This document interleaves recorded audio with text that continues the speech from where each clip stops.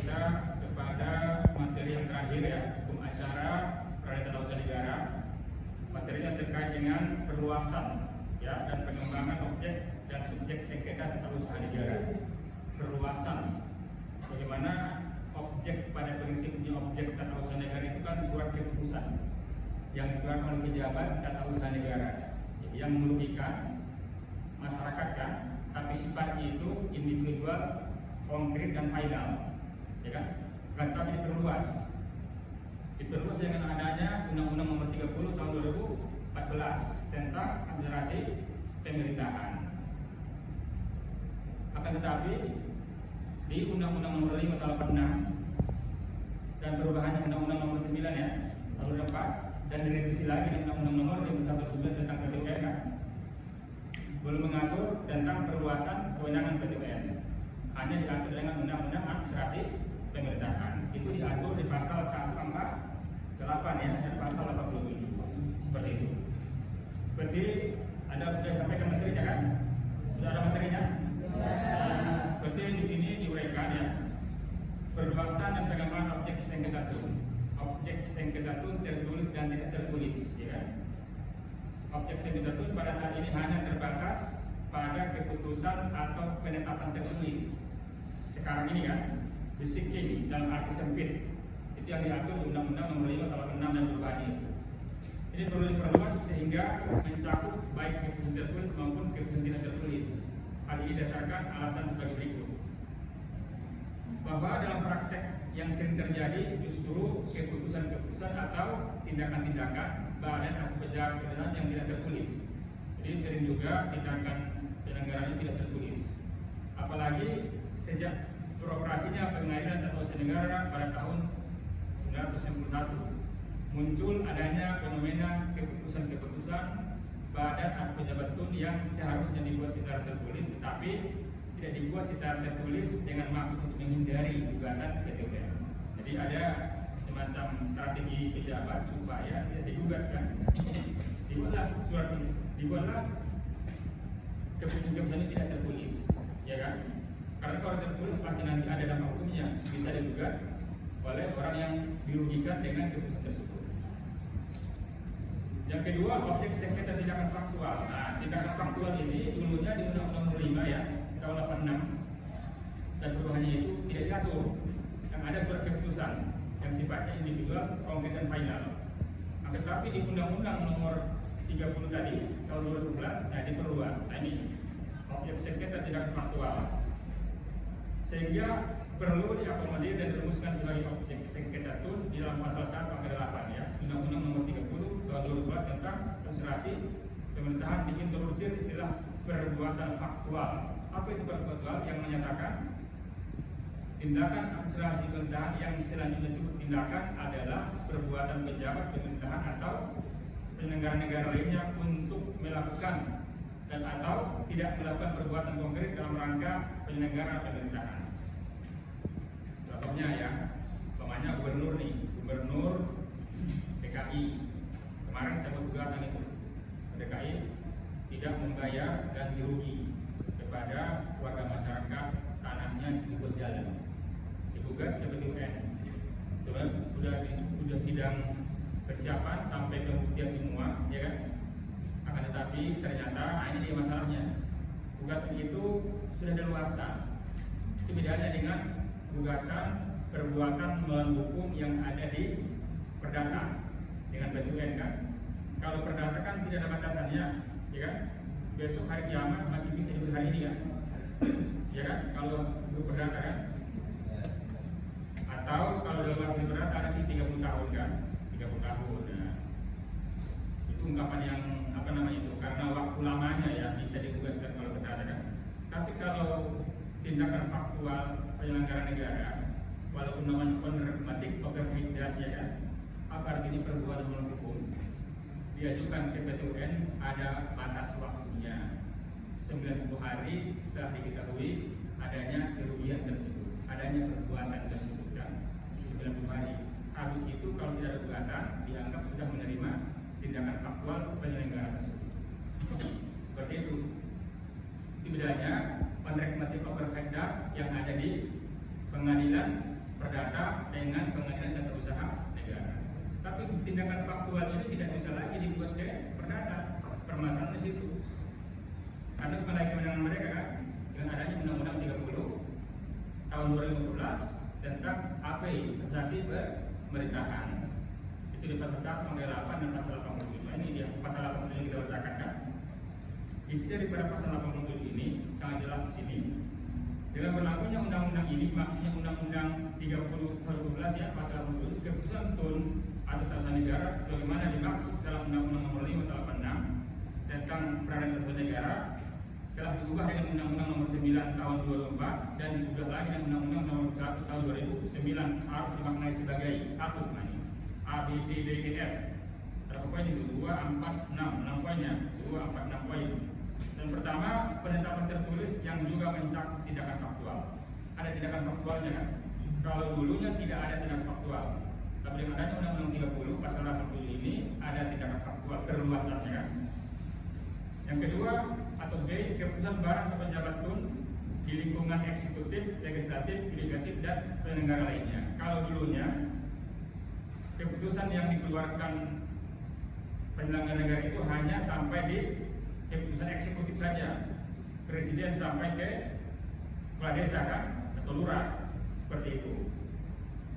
Kalau sekarang ada keputusan eksekutif, legislatif, yudikatif dan penyelenggara lainnya. Jadi diperluas kewenangan daripada PTU itu. Jadi surat-surat keputusan yang didapat oleh yudikatif, Mahkamah Agung yang terkait dengan administrasi negara kan, itu sudah bisa dibuat ke BTUN.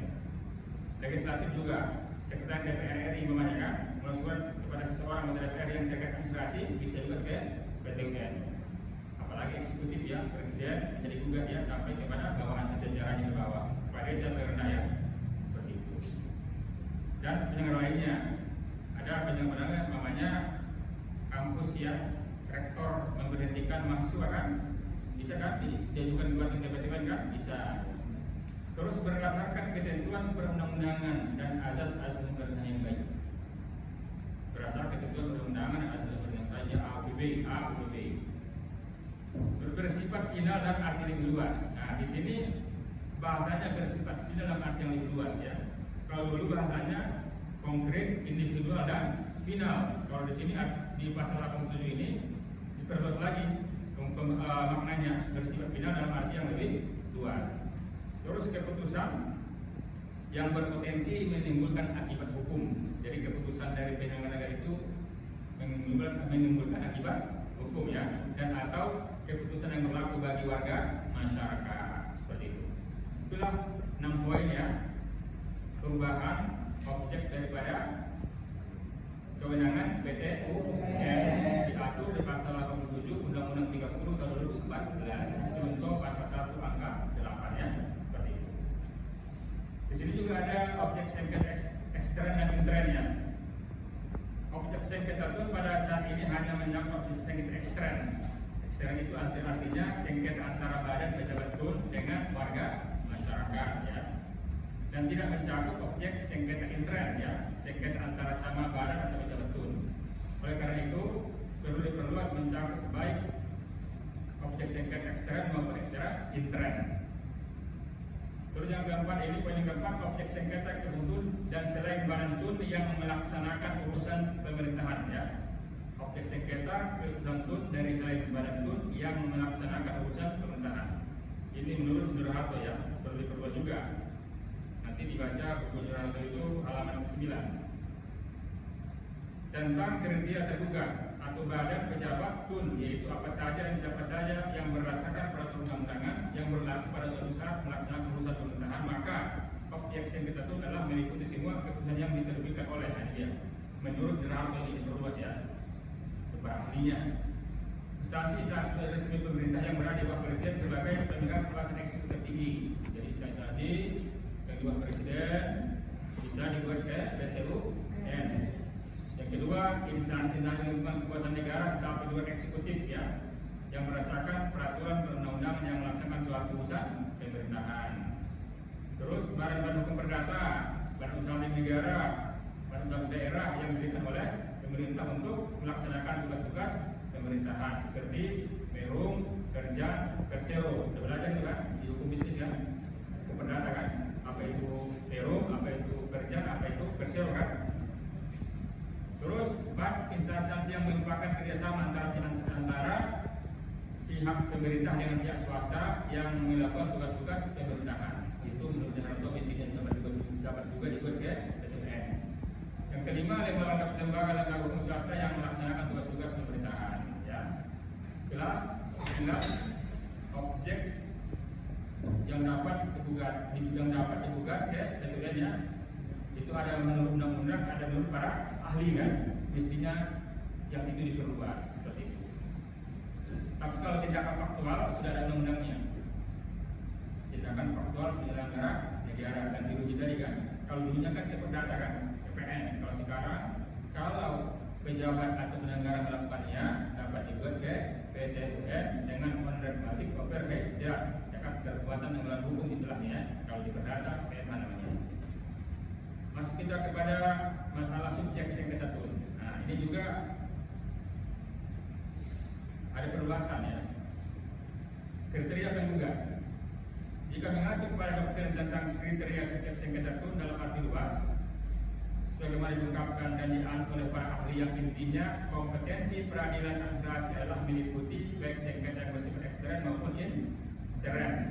Maka kriteria penggugat menurut Undang-Undang PTUN hanya mencakup orang dan badan hukum perdata. Perlu diperluas dengan memperbolehkan badan atau pejabat itu dapat bertindak sebagai penggugat. Ya, itu menurut siapa? Itu menurut Filipus M. Jordan, ahli hukum tata usaha negara. Kriteria tergugat untuk menjadi kriteria bukanlah kedudukan struktural dari badan atau pejabat di dalam jajaran pemerintahan, bukan pula instansi resminya, melainkan fungsi urusan pemerintahan atau pelayanan umum atau public service yang dilaksanakan pada saat ia mengeluarkan keputusan tun. Dalam garis besarnya dikelompokkan sebagai berikut. Nah, ini ada lima ini. Yang pertama, instansi dan pemerintah yang berada di bawah presiden sebagai pegang kekuasaan eksekutif tertinggi, ya kan? Hampir sama aja ini kriteria tergugat ya. Instansi yang ada lingkungan kekuasaan negara dan luar eksekutif yang berdasarkan peraturan perundang-undangan yang melaksanakan suatu urusan pemerintahan. Badan-badan hukum perdata, baik seperti BUMN atau BUMD kan, yang diberikan oleh pemerintah untuk melaksanakan tugas-tugas pemerintahan seperti perum, kerja, dan persero. Instansi yang merupakan kerjasama instansi yang merupakan kerjasama antara pemerintah dengan pihak swasta yang melakukan tugas-tugas pemerintahan dan lembaga hukum swasta yang melaksanakan tugas-tugas pemerintahan. Kriteria tergugat ya, mestinya menurut siapa? Filipus dan Ajon ya. Ada lagi kriteria pihak ketiga. Ini mungkin sudah namanya pemilihan panggilan hukum acara perdata, intervensi kan, intervenian kan. Kalau di perdata kan ada 3 intervensi kan.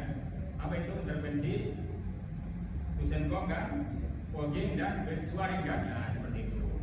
Ini pun di dalam peradilan tata usaha negara ada juga pihak ketiga. Dalam kriteria ketiga, intervenen dalam sengketa tun ini seharusnya juga dipersamakan dengan kriteria penggugat ya. Bisa mereka mengajukan gugatan ya, yaitu mencakup orang, badan hukum perdata dan badan pejabat tun. Pernah dengar? Oh ya.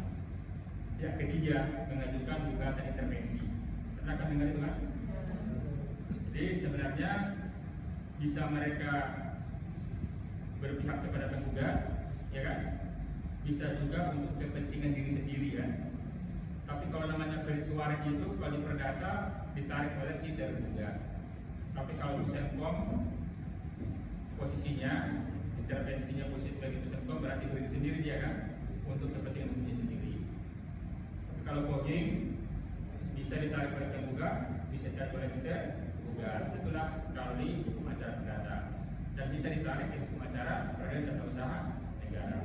Itulah sekilas materi kuliah kita pada hari ini ya kan, terkait dengan perluasan kewenangan PTUN. Sebelumnya hanya diatur di Undang-Undang Nomor 5 Tahun 86, direvisi Undang-Undang Nomor 9 Tahun 2004 ya, dan direvisi lagi dengan Undang-Undang Nomor 9 Tahun 2009 tentang PTUN. Diperluas dengan adanya Undang-Undang nomor 30 tahun 2014 tentang administrasi pemerintahan, khususnya di pasal 1 angka 8 dan pasal 87 tentang administrasi pemerintahan. Yang menjadi sulitnya adalah terkait dengan daluarsa ini, mestinya kan sama dengan hukum acara perdata kan, setelah waktu 30 tahun ya, tetap bisa digugat. Tetapi di hukum acara PT-UN, walaupun ganti rugi tindakan faktual itu juga ke PT-UN, tetap ada daluarsanya, tidak boleh daripada 9-10 hari setelah diketahuinya ada tindakan faktual penyelenggara, karena masih mengacu kepada pasal 55 Undang-Undang Nomor 5 Tahun 86 tentang daluarsa terkait dengan tindakan faktual tadi. Jadi itulah sekilas materi kuliah kita. Saudara-saudara sekalian, kalau mau tanya dipersilakan ya. Interview atau intervenor yang bisa disebut pihak ketiga dalam perkara sengketa itu, bagaimana perluasan dapat mempengaruhi jalannya proses peradilan untuk melindungi hak-hak di masyarakat? Ya, dengan pertanyaannya, karena pada prinsipnya putusan perdata dengan putusan tuntut itu berbeda. Kalau putusan perdata itu kan sifatnya mengikat bagi para pihak ya. Sementara putusan PT-UN itu erga omnes dia kan, mengikat bagi semua orang. Itulah hakim di PT-UN itu harus benar-benar hati-hati memeriksa dari penggugat dan dari si tergugat. Apalagi tadi ada intervenian ya, intervensi datang di pengadilan, bisa intervensi 1, 2, dan 3 dan sebagainya itu kan. Benar-benar sebenarnya siapa yang dirugikan kan? Apakah intervenen atau si tergugat, seperti itu. Dengan adanya surat keputusan yang dikeluarkan pejabat tata usaha negara atau tergugat tadi. Jadi yang tergugat itu pasti siapa? Pasti pejabat atau penyelenggara negara. Tiba-tiba ada warga masyarakat yang memberikan atau badan hukum kan? Subjek hukum itu ada 2 kan? Ada badan hukum, ada manusia kan? Nah, atau personal. Kalau bahasa negara namanya masyarakat ya kan? Masyarakat bisa menggugat. Kalau dulu tidak bisa juga harus individual, ya kan? Kalau sekarang masyarakat seperti perdata bisa kan? Jadi masyarakat yang merugikan bisa mengajukan gugatan. Kalau diperluas lagi masyarakat itu bisa nanti seperti perdata class action ya kan? Action atau sebagai citizen law suite sebagai warga negara bisa kalau diperluas lagi. Itulah itu posisi intervenen itu bagaimana hakim melihat. Karena di hukum acara itu hakim itu sama kayak pidana, aktif dia. Beda dengan perdata kan? Maka disebut dengan dominus litis dia, azasnya dominus litis dan keaktifan hakim. Bisa jadi nanti beban pembuktian, ya kan? Hakim menyampaikan kepada si intervenen tadi, ya kan? Kalau hakim melihat bukti-bukti pendukung lebih banyak di tangan si intervenen tadi itu kan? Dan bisa jadi kepada si tergugat. Jadi dari pasal 1865 kan, di perdata itu tidak selalu relevan di pengadilan tata usaha negara. Siapa yang mendalilkan, dia yang membuktikan. Tidak seperti itu kalau itu antara pengadilan tata usaha negara. Karena apa? Karena pertama azas litis, yang kedua ada namanya pengetahuan hakim di sana kan, ada buktinya kan. Pengetahuan hakim kalau di pidana ditunjukkan, kalau di perdata persangkaan itu. Jadi hakim melihat dengan pengetahuan hakim itu melihat bahwasanya bukti-bukti itu lebih dominan ada di tangan atau dikuasai oleh intervenen atau intervensi atau juga si tergugat. Itulah bedanya dengan hukum acara perdata. Jadi bisa dibedakan ya. Kalau hukum acara perdata nanti putusannya mengikat bagi para pihak. Kalau hukum putusan negara mengikat bagi semua pihak, namanya erga omnes, sama kayak putusan di Mahkamah Konstitusi. Dan pembuktiannya pun minimal 2 alat bukti ditambah keyakinan hakim. Nanti bisa dicek di pasal 103 kan, bisa juga dicek pasal 107. Minimal alat bukti ditambah keyakinan hakim. Ya sudah ya. Ada lagi yang lain silakan. Silakan. Ingin bertanya Pak, pada materi objek sengketa ekstern dan intern ini dijelaskan bahwa perlunya perluasan mencakup baik objek sengketa ekstern maupun sengketa intern. Nah, pertanyaan saya adalah jika objek sengketa intern ini dimasukkan ke dalam kewenangan PT UN itu bagaimana pengaruh atau dampaknya yang terjadi Pak? Iya. Jadi kalau intern kan udah jelas ya. Artinya intern itu ekstern ya. Kalau ekstern kan udah jelas ya. Antara masyarakat dengan pejabat ya, atau pemerintahnya kan, atau penyelenggara negara. Jadi antara wali kota Tangerang Selatan kemana dengan warga masyarakat kan, itu namanya ekstern kan. Ya, udah pernah itu kan. Yang tidak pernah itu antara intern. Umpamanya nih, yang sedang ini sekarang ini bergejolak masalah tanah umpamanya kan, pulau, ya kan. Contoh ya, pulau di Medan ada namanya pulau 4 pulau ya. Ada juga di itu di apa namanya? Di Aceh ya, di Aceh contoh aja. Siapa yang ini yang punya sebenarnya kan akhirnya turun presiden. Kalau umpamanya surat presiden itu kan bisa juga dibuat kan, ya kan? Bisa juga dibuat, tapi terbuatnya presiden ya. Presiden dan nanti intervensi siapa? Kalau bukan Sumatera Utara ya, contoh aja ya. Sumatera Utara, Sumatera menggugat, nanti pihak intervensinya adalah Aceh ya. Aceh bisa juga kalau contohnya seperti itu. Bagaimana kalau umpamanya di internal mereka, di internal mereka, lembaga-lembaga ini kan, umpamanya surat keputusan Menteri Dalam Negeri kan, bersinggungan dengan Menteri Pendidikan kan. Tapi bisa juga mereka saling gugat kan, bisa menurut dalam hal ini bisa diperluas, atau lebih besar kan, perluasan bisa. Tapi untuk kondisi sekarang yang ada di Undang-Undang 30 kan, itu belum sampai ke sana. Ini baru tataran apa namanya itu pendapat para ahli yang ada baru tindakan faktual. Undang-Undang 30 pasal 1 angka 8 dan pasal 27 itu. Ini baru pendapat para ahli yang seperti itu.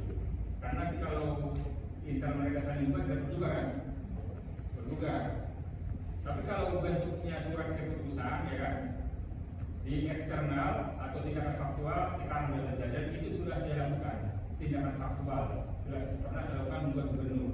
Permasalahannya waktu itu karena kenapa itu? Karena itu ternyata sudah ada pengusulan pembayaran tahun 2023 kalau salah, ya kan 2023. Sudah lewat 90 hari ya, terbukti di pengadilan, ada saksi yang menyampaikan bahwa saat itu sudah pernah diajukan ganti rugi kepada DKI, ya kan? DKI tidak mau membayar, sudah ada kan? Hanya saja DKI tidak mau membayar, upaya hukumnya itu sudah ada. Artinya sudah kategorikan lewat pasal sudah melakukan itu sudah tidak terpenuhi lagi pasal 55 itu kan? Artinya sudah dewasa. Maka padahal itu sudah sampai sidang riset ya kan, pembuktian surat ya kan, saksi, ahli semua sudah sidang lapangan. Maka tapi ada fakta-fakta di persidangan bahwasanya itu sudah pernah diajukan sebelum pengajuan yang terakhir ini. Tahun 2003 atau 2023 terus diajukan tahun 2024 ya, berarti sudah 90 hari. Akhirnya hakim memutuskan untuk di NO tidak dapat diterima kan. Saya coba lagi sampai banyak putusnya yang sama mengacu kepada pasal 55. Kenapa begitu? Ternyata hukum pasal 55 itu tidak bisa dianulir ya kan oleh Perma. Oleh Perma juga ada Perma Mahkamah Agung kan tata cara untuk beracara bagaimana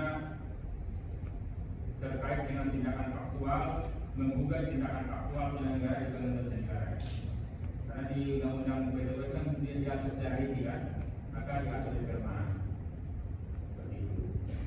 Oke, ada yang lain silakan. Silakan. Ya.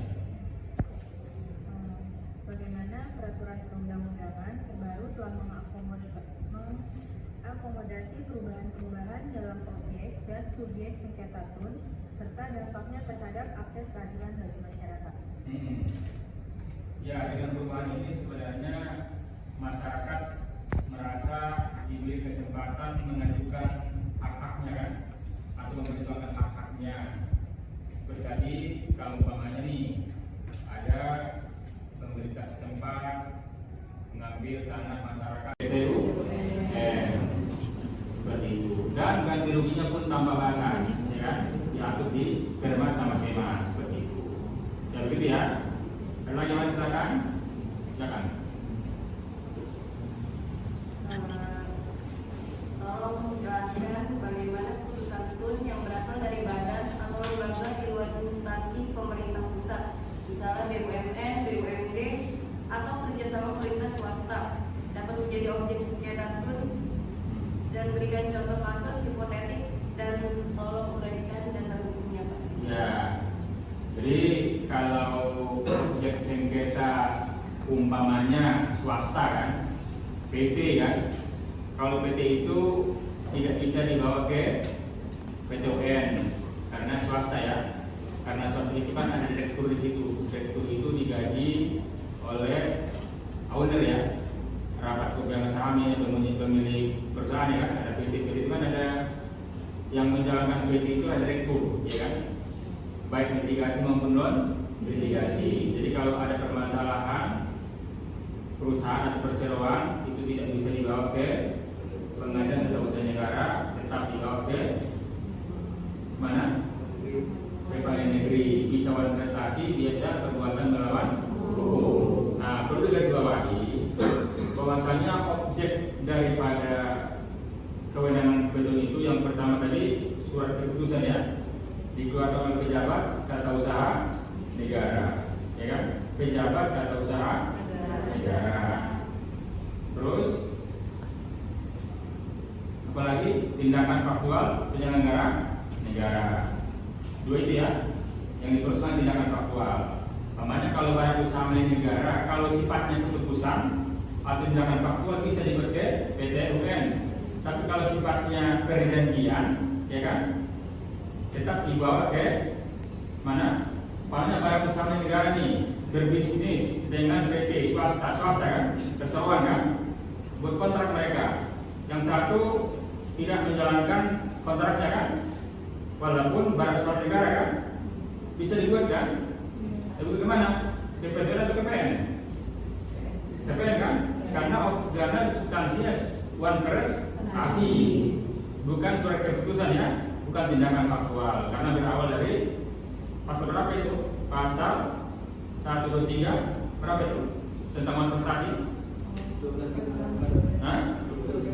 1238 ya. 1238 kan?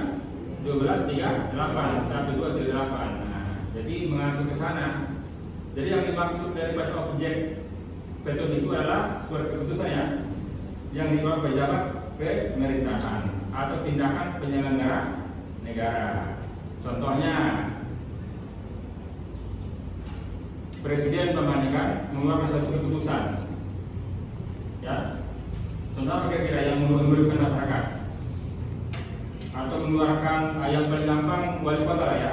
Contohnya yang paling gampang ini, wali kota memberikan suatu keputusan, contoh ya, bahwasanya warga masyarakat Pamulang tidak boleh keluar jam 9 malam, gitu kan? Atau yang menarik kemarin ini, ada gubernur ya, gubernur Jawa Barat, anak-anak SMA, ya kan, tidak boleh keluar malam, dibatasi sampai jam 9. Kalau itu bentuknya keputusan, ya kan, bisa dibuat keputusan. Kalau merasa dirugikan dengan keputusan tersebut, itu contoh konkretnya biar kamu ingat kan. Tapi kalau sifatnya pengumuman, ya tidak bisa dibuat kan, namanya pengumuman kan. Kalau pengumuman kan bisa dituruti, bisa tidak kan. Tapi kalau namanya sifatnya keputusan, berarti mengikat kan. Dan itu bisa merugikan masyarakat. Umpamanya nih, anak-anak ini ada les umpamanya kan, tidak bisa lagi les, dia akan merasa rugikan kan. Atau gimana kalau dia menjadi orang tuanya umpamanya kan, contoh aja ya. Atau sebenarnya tidak boleh bekerja di bawah umur kan, tapi karena keadaan, ya kan, harus bekerja kan. Kalau tidak bekerja nanti nggak makan kan. Nah, masa rugikan dengan keputusan itu kan. Nah, bisa dibuat ke PT UN, bisa dibuat ke PT UN Bandung seperti itu.